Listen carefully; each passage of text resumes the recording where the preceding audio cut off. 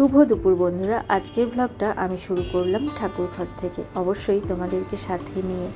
আজ রথযাত্রা, তাই জগন্নাথ, বলরাম আর সুভদ্রা, তার সাথে আমার গোপুসোনা, সবাইকে দেখেই আজকের ব্লগটা শুরু করছি।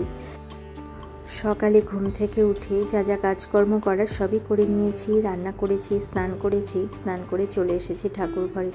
সকালে তো একবার পুজো দেওয়া হয়েছে, তো আবার আমি এখন পুজো দিচ্ছি। যেহেতু আজ রথযাত্রা বললাম, তো জগন্নাথ, বলরাম, সুভদ্রার যে পটটা আছে, ফটোটা, সেটা আমি শোকেস থেকে নিয়ে এসেছি। ঠাকুর ঘরে আসন পেতে গোপুসোনার পাশেই বসিয়েছি। প্রতি বছরই আমি তাই করি। এই দিনে জগন্নাথ, বলরাম, সুভদ্রাকে আসনে বসিয়ে পুজো করি, গোপুসোনার পাশে বসিয়ে পুজো করি। তো দেখো, এবারও তার অন্যথা হয়নি। আর প্রসাদে আমি দিয়েছি চিড়ে, খই, আম, দুধ, কিশমিশ, এগুলো দিয়েছি। যতটুকু আমার ঘরে ছিল ততটুকুই দিয়েছি। আর এই যে প্রভু জগন্নাথের ছবিটা দেখছো, এটা কিন্তু আমার মা পুরী থেকে এনে দিয়েছে। পুরী গেছিলো, সবাইকে একটা করে দিয়েছে। আমি চলে এসেছি রান্নাঘরে। এখন আমরা খাবো দুপুরের খাবার। আর আমি যখন ঠাকুর ঘরে ছিলাম, রিজুর বাবা তখন বললো যে তুমি তো ঠাকুর ঘরে ব্যস্ত আছো, তাহলে কি আমি 3 জনের জন্যই ভাত রেডি করবো? আমি বললাম হ্যাঁ করো, কোনো অসুবিধে নেই। কেউ যদি ভাতটা বেড়ে দেয় তাহলে কিন্তু খুব ভালো লাগে খেতে, কারণ সারা বছর তো নিজেই নিয়ে খাই, তাই না? তো এবার আমরা খাওয়া দাওয়া করে দেখো রেডি হয়ে গেছি। এখন আমরা যাব রথের মেলায়। প্রভু জগন্নাথকে আগে দর্শন করব, তারপরে রথের মেলা ঘুরে মেলা থেকে যাব ওই বাড়িতে, মানে আমার শ্বশুর বাড়িতে। আমার এক কাকি শাশুড়ি মা খুব অসুস্থ হয়েছেন, তাকেও দেখতে যাব। আর তাকে দেখে আসার পথে আমাদের বাড়িতে ঢুকে বাবা মার সঙ্গে দেখা করব, ছোটো মার সঙ্গে দেখা করব, দেখা করে তারপরে বাড়ি ফিরব। তো চলো বন্ধুরা, যাওয়া যাক। আর রিজুর সাথে আমি কথা বলছিলাম। রিজুর বাবা রেডি হয়ে নিচে নেমে গেছে। রিজু আমাকে বলছিল যে মা তাড়াতাড়ি করো, তা না হলে রথ টানা হয়ে যাবে। আর রথ টানা হয়ে গেলে না, তারপরে রথের মেলায় গেলে তো ভালো লাগে, প্রভুকে দর্শন করলেও ভালো লাগে, কিন্তু রথের দড়িটা যদি টানতে না পারি তাহলে কিন্তু খুব আফসোস লাগে। যে আবার যেদিন উল্টো রথ হবে সেই দিনের জন্য অপেক্ষা করে থাকতে হবে, যে কখন আমি রথের দড়িটাতে একটু টান দিতে পারবো, তাই না? তো দেখো, আমরা রেডি হয়ে বাইরে চলে এসেছি। আর রিজুর বাবা একই রঙের জামা পরেছে আজকে। ওরা কিন্তু ইচ্ছে করে পরেনি, পরার পরে দেখছে যে একই রঙের জামা। তো যাই হোক, ভালোই লাগছে, দুজন একই রঙের জামা পরেছে। আমিও যদি এই কালারের একটা কুর্তি পরতাম তাহলে আরও বেশি ভালো লাগতো, তাই না? তো এবার বেরিয়ে পড়বো রথের মেলার উদ্দেশ্যে।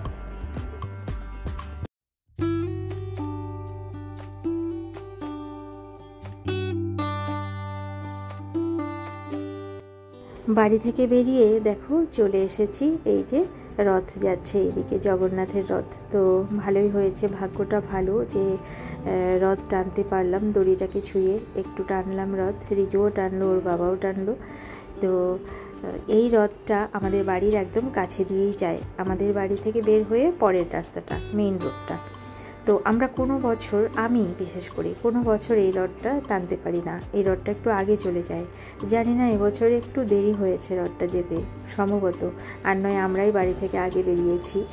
যাই হোক, ভাগ্যটা ভালো যে রথটা টানতে পারলাম আর প্রভুকে দর্শন করতে পারলাম। আর এখান থেকে প্রসাদ দিচ্ছিল, আমরাও প্রসাদ নিলাম।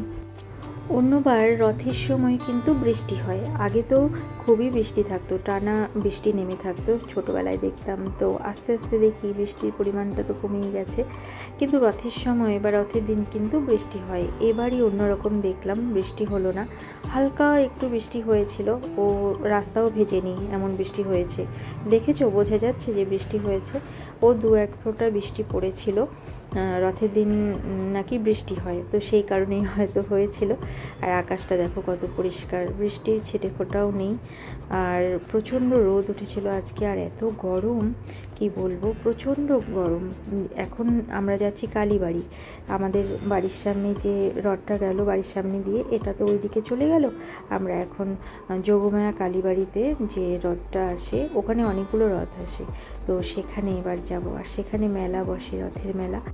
দেখেছো, বিকেল হয়ে গেছে তবুও কি রোদ, ওই যে উঁচু উঁচু বিল্ডিংগুলোর মধ্যে রোদ পড়েছে, বোঝা যাচ্ছে প্রচণ্ড গরম আজকে।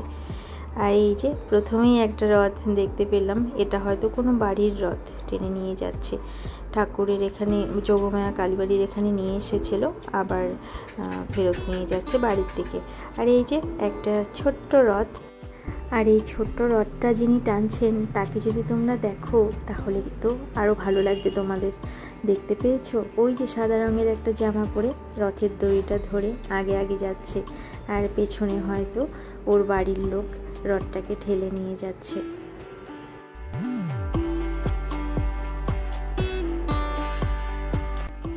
আর এই ছোট্ট রথের সামনে আরেকটা ছোট্ট রথ আছে, ওটা আবার দুটো বাচ্চা মিলে টানছে। নীল গেঞ্জি পরা ছিল বাচ্চা দুটো, ওরা হয়তো দুই ভাই ছোট্ট রথটাকে টেনে নিয়ে যাচ্ছে। কত সুন্দর লাগছে দেখতে। সুন্দর দৃশ্যগুলো দেখতে দেখতে আমরা পৌঁছে গেলাম লক্ষ্মীনারায়ণ মন্দিরের সামনে। এবার ভেতরে ঢুকে লক্ষ্মীনারায়ণকে প্রণাম করব। এখানে রাধা গোবিন্দ আছেন, তাদেরকেও একটু দর্শন করব, প্রণাম করব। তারপর আমরা চলে যাব যোগমায়া কালীবাড়িতে।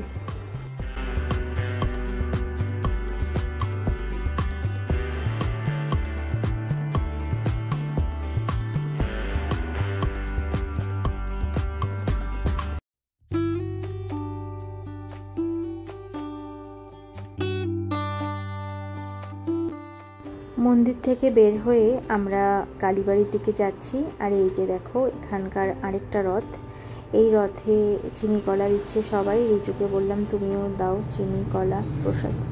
তো জগন্নাথ দেবকে ওই যে দর্শন করো বন্ধুরা। ভালো করে আমি ভিডিও করতে পারিনি, ভিড় আছে, তাছাড়া অনেকটা উঁচু। তো রিজু এখানে দাঁড়িয়ে আছে প্রসাদ নিয়ে।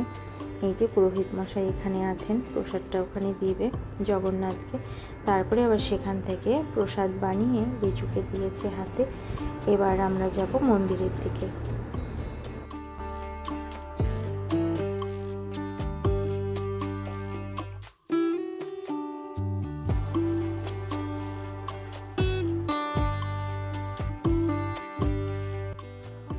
বললাম না যে এখানে মেলা বসে। এই দেখো রাস্তার ধার দিয়ে কত জিনিস পাওয়া যাচ্ছে, ঠাকুরের আসন, তারপর এই যে গোল গোল টুলের মতো, হয়তো এখানে গ্রন্থ রাখে বা ঠাকুরও বসানো যায়। তারপর ঠাকুরকে ভোগ দেওয়ার যে পিঁড়িগুলো হয় বা টুল জাতীয়, সেইগুলো অনেক কিছু আছে। তারপর ঠাকুরের দোলনা আছে, গোপালের খাট আছে। এই যে টুলগুলো দেখতে পাচ্ছ, টুল, পিঁড়ি, অনেক কিছুই আছে। তো সেগুলো দেখতে দেখতে আমরা সামনের দিকে এগিয়ে চলছি।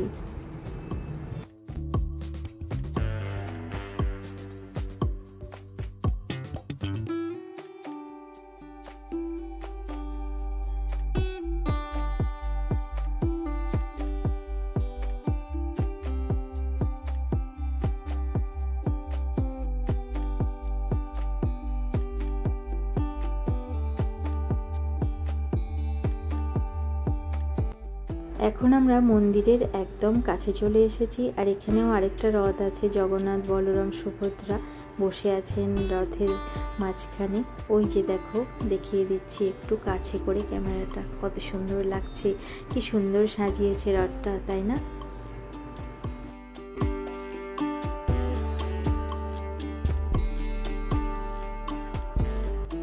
এবার আমরা চলে এসেছি যোগমায়া কালীবাড়িতে। প্রথমে মায়ের দর্শন করলাম, মাকে প্রণাম করলাম। ওটা আমি ভিডিও করিনি, কারণ ভেতরে না ভিডিও করতে দেয় না। আর এবার চলে এসেছি যেখানে কীর্তন হয়, সব ধর্মীয় অনুষ্ঠানগুলো হয় সেখানে, গান কীর্তন। তো সেখানে জগন্নাথের একটা ছবি লাগানো ছিল, সেখানে পুজো করা হয়েছে। সেখানে প্রণাম করে আমরা এবার মন্দির থেকে বেরিয়ে এসেছি। বাইরে থেকে মন্দিরের চূড়াটা আরেকবার তোমাদেরকে দর্শন করিয়ে দিলাম। কত সুন্দর লাগছে দেখতে। আর এত গরম, এত ভিড়ের মধ্যে না আর থাকা যাচ্ছে না। এবার আমরা আস্তে আস্তে বেরিয়ে যাব মেলা থেকে।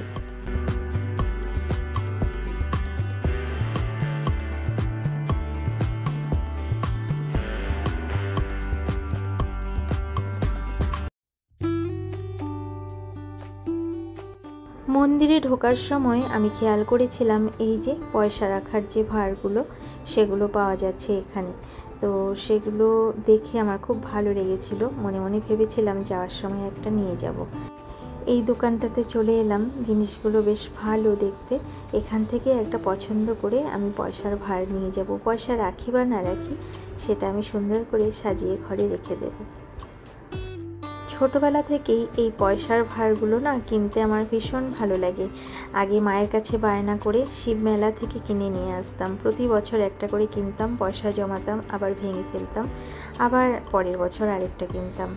আর কোনো সময় কি করতাম, পয়সা ফেলতাম ঠিকই, সেটাকে আবার যেখান দিয়ে পয়সা ফেলা হয় সেই মুখটাকে অনেকটা বড় করে কেটে পয়সা বের করে নিতাম, জমিয়ে রাখতে পারতাম না। ছোটোবেলায় যা হয় আর কি, আমি তো তাই করতাম। আর প্রথমে কি করতাম, নারকেল তেলের যে কৌটোগুলো হয়, টিনের কৌটো, সেইগুলোতে পয়সা ফেলতাম, কিন্তু সেগুলোতে ফেললে না পয়সাগুলো কেমন নষ্ট হয়ে যেত। তাই মায়ের কাছে বায়না করে এই পয়সার ভারগুলো কিনতাম। আর এবছর রিজুর বাবাকে বলেছি আমাকে কিনে দাও, আমার খুব ভালো লাগে এগুলো। রিজুর বাবা না এর আগেও আমাকে একটা কিনে দিয়েছিল, আমি ওটাও মেলার থেকে কিনেছিলাম। তো সেটাতে পয়সা খুব একটা বেশি রাখিনি, তাই আমাকে জিজ্ঞেস করছিল তুমি কি এটার মধ্যে পয়সা জমাবে। আমি তখন বললাম জমাই বা না জমাই, ঘরে রেখে দেব, খুব সুন্দর জিনিসটা, এটা সাজিয়ে রেখে দেওয়া যাবে। তাই নিয়ে নিলাম। আর এবার শ্বশুরবাড়ির উদ্দেশ্যে রওনা দিয়ে দিয়েছি। আমি যখন আমাদের ওই বাড়িতে যাই, এই রাস্তাটা দিয়ে যেতে যে আমি কি ভালোবাসি, ভীষণ ভালো লাগে। বর্ষাকালে দুধার একদম সবুজ হয়ে যায়, আর রাস্তাটা মনে হয় চেপে আসে দুপাশ থেকে। দেখো কি ভালো লাগছে দেখতে। আর শীতকালেও খুব ভালো লাগে এই রাস্তা দিয়ে যেতে, কুয়াশা কুয়াশা পড়ে থাকে, বেশ ভালো লাগে। আর সবচেয়ে ভালো লাগে কালী পুজোর দিন সন্ধেবেলা বা রাতে এই রাস্তা দিয়ে যেতে, কারণ তখন প্রতিটা বাড়িতে লাইট দিয়ে সাজানো হয় তো। আর এই গাছপালার ভেতর থেকে যখন সেই লাইটগুলো দেখা যায়, দেখতে কিন্তু অপূর্ব লাগে। গল্প করতে করতে আমরা কিন্তু অনেকটা রাস্তা পার করে এসেছি। আর বন্ধুরা দেখো, এখানেও একটা রথের মেলা হয়, বেশ বড়ই হয় রথের মেলাটা।